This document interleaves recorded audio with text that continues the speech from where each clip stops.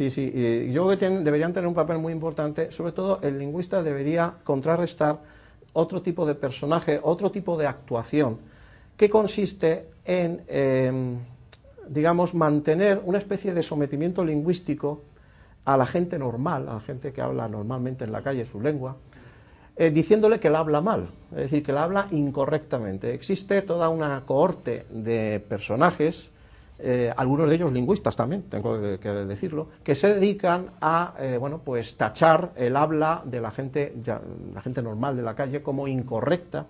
Este tipo de idea lo que hace es mantener una especie de subordinación lingüística, es decir, existen unas hablas que son correctas y otras hablas que son incorrectas. Normalmente las correctas son las de las capas dirigentes, las capas con una cierta cultura, con una formación cultural específica, que han tenido una serie de oportunidades de estudiar en determinadas instituciones, de dedicar tiempo libre a cultivar la lengua, etcétera.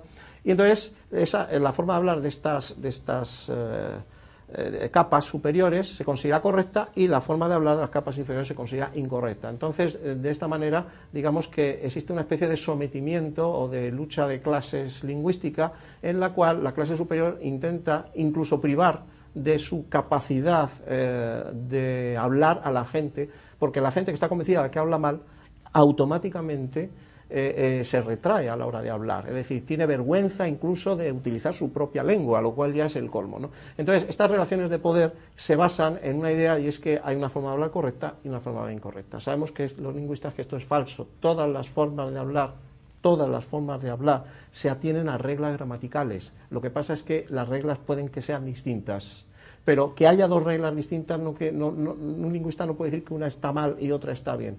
Es igual que si un biólogo dijera que el avestruz está mal y por ejemplo, el águila está bien. Por ejemplo, esta especie está bien y esta... No tiene sentido, es decir, cada una, siguiendo las reglas de desarrollo biológico y siguiendo la teoría de la evolución, pues se ha adaptado en un nicho correspondiente, ha adaptado su forma a una manera, a una configuración somática y de comportamiento específica, y no se puede decir que una esté mal y otra está bien. Bueno, con la lengua pasa exactamente igual.